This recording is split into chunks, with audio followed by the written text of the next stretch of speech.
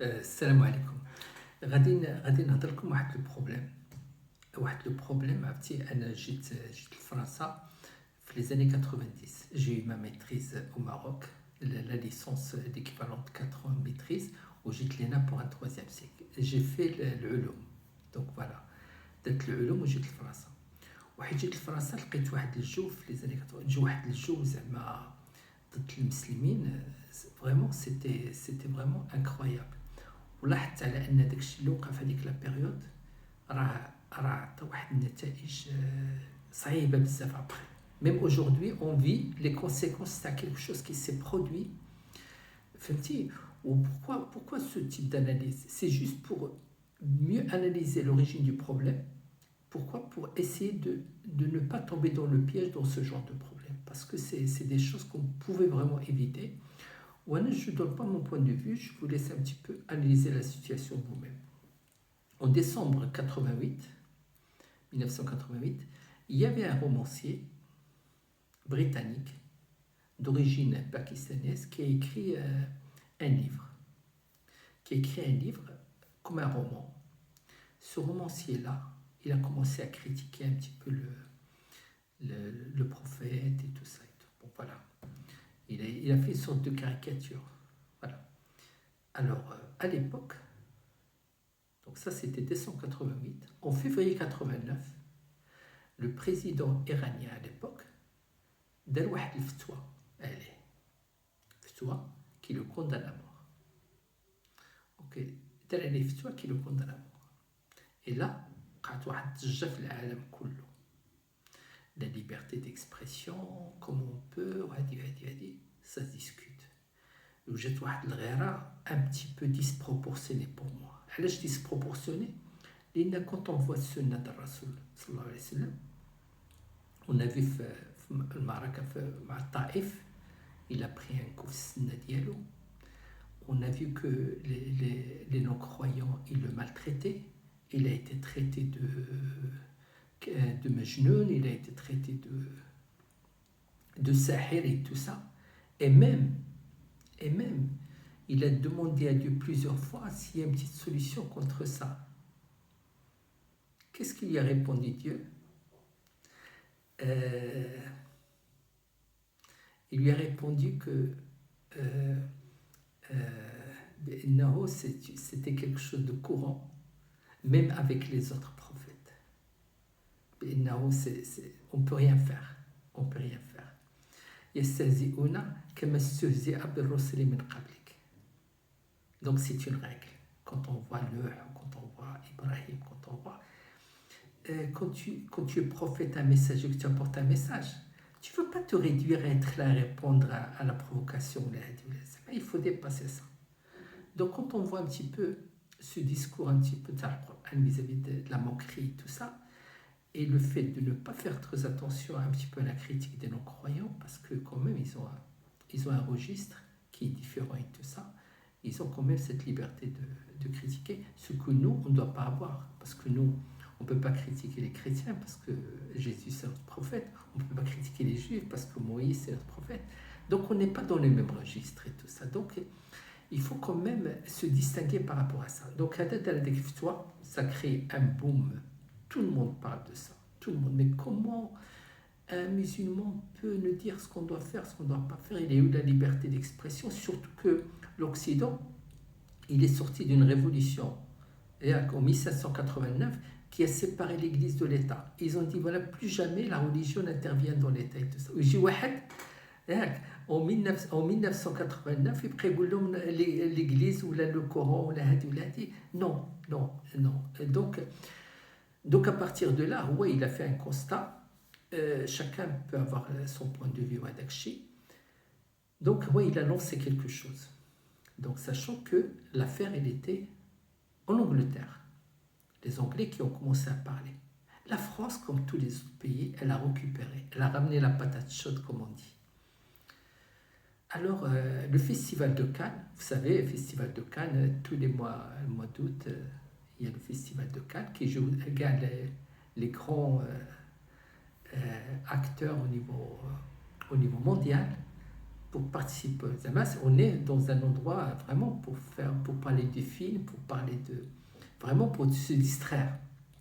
La grande surprise, Isabelle Adjani a ramené le problème de cette histoire-là de l'Angleterre en France. Donc elle a parlé de ça. Elle a parlé de liberté d'expression et tout ça. Bon, le festival, il est vu par beaucoup de monde. Et donc il a eu un petit peu sorte donc il a ramené le problème. Bon, c'était voulu, autrement elle ne l'aurait pas fait. Si elle n'avait pas la validation de l'État français à l'époque, il ne l'aurait pas fait. Ça, c'est normal, parce qu'elle, c'est une actrice. Elle ne fait pas de la politique. Alors ça, c'était au mois d'août 89. Septembre 89, la grande surprise, Fatima, une jeune Marocaine, ok, qui a été empêchée d'accéder au collège parce qu'elle portait un foulard. Vous voyez le foulard, il n'y avait pas de voile à l'époque. Le foulard qu'on portait les vieilles dames à l'époque, des Algériennes et tout ça, c'était quelque chose de plus que toléré. Mais pour dire que quand on a quelque chose comme ça contre l'islam, eh ben on ne rate pas l'occasion. On ne rate pas l'occasion, et surtout quand c'est nous qui leur donnons l'occasion. Et là, ça a commencé un petit peu les critiques. Là, on est en septembre 89. Et là, c'est quelque chose c'est comme un vaccin. Il y a toujours des rappels. Ils ne veulent pas lâcher l'affaire. Vraiment, quand il s'agit de critiquer, ils ne veulent pas lâcher l'affaire. Et ça a commencé. Ce qui est extraordinaire, c'est que 10 ans après, l'Angleterre, l'Iran a obtenu l'annulation de l'fatwa en 99, c'est-à-dire 10 ans après. 10 ans après, l'ancien président qui a fait le fatwa, il n'est plus là et tout ça.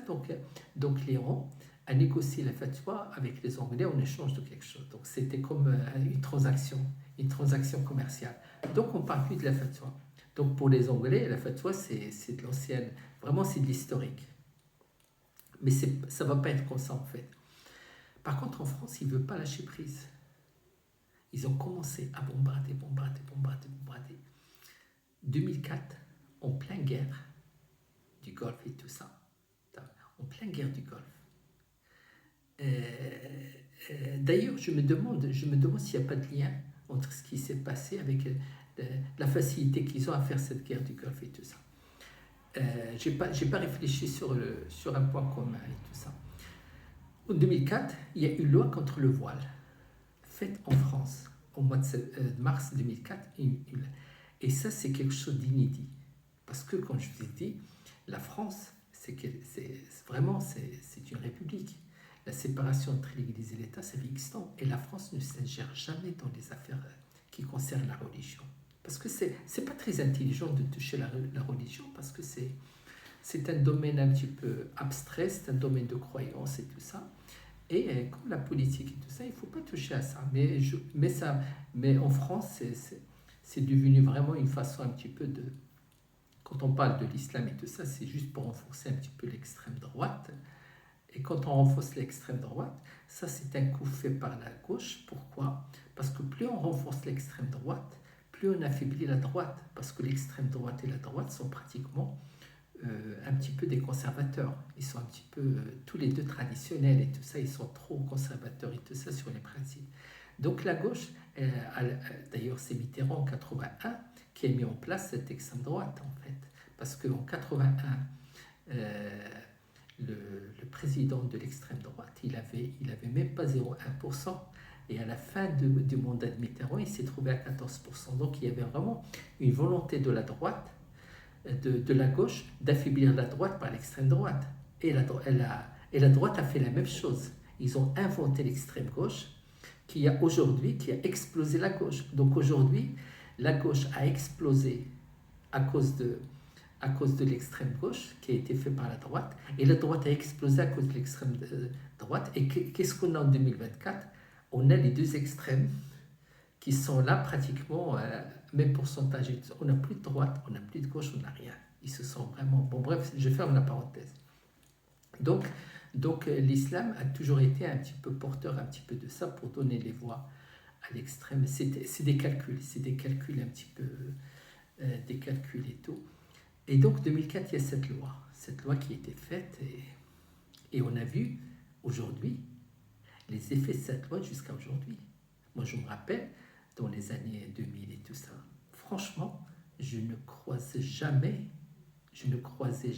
une femme qui portait le voile. Franchement, vraiment, je sais pas. Je pouvais voir des personnes un peu âgées qui portaient les voiles, mais il n'y avait pas ça. Donc, il y avait comme un effet un petit peu, un effet d'opposition qui fait qu'aujourd'hui, on a presque 3 jeunes filles sur 4, surtout issues qui sont vraiment nées en France, qui portent le voile.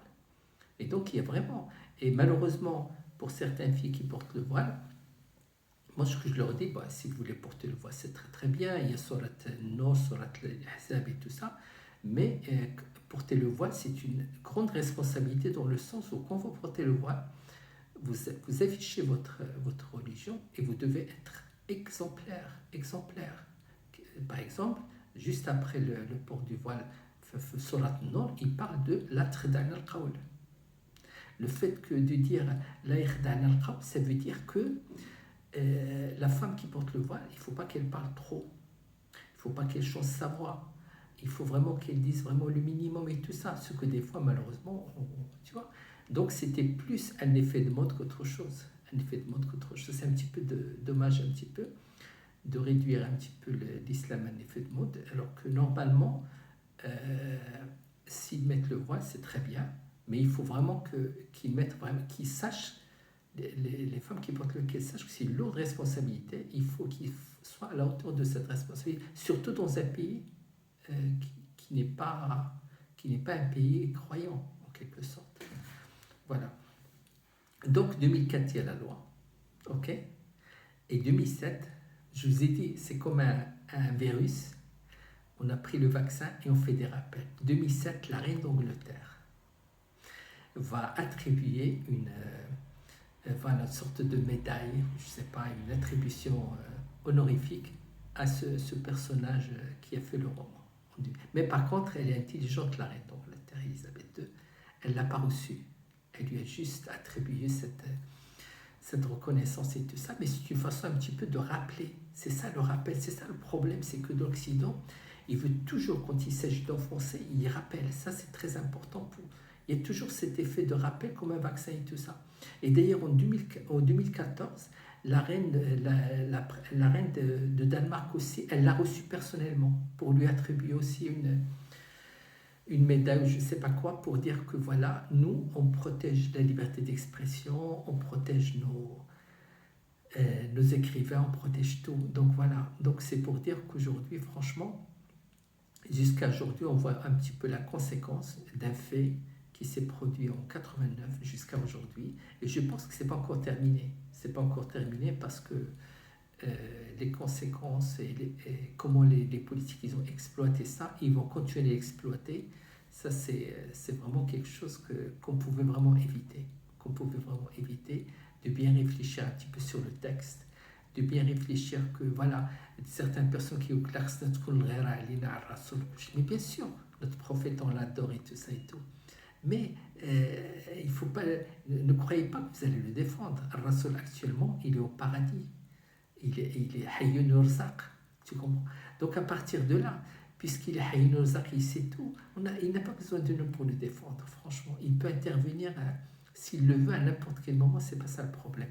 C'est que des fois, il faut vraiment qu'on soit un petit peu raisonnable et qu'on essaie un petit peu d'être un peu humble et surtout de donner le bon exemple par un bon comportement. Ça, c'est très très important. Et le bon comportement qui gît surtout le terme de sabr. Sabr, ça veut dire ne pas réagir. Sabr, ça veut dire prendre du recul. Sabr, ça veut dire avant d'analyser un problème, il faut toujours remonter à la source. Toujours à l'origine du problème, pas au problème lui-même. Ok. Salam alaikum.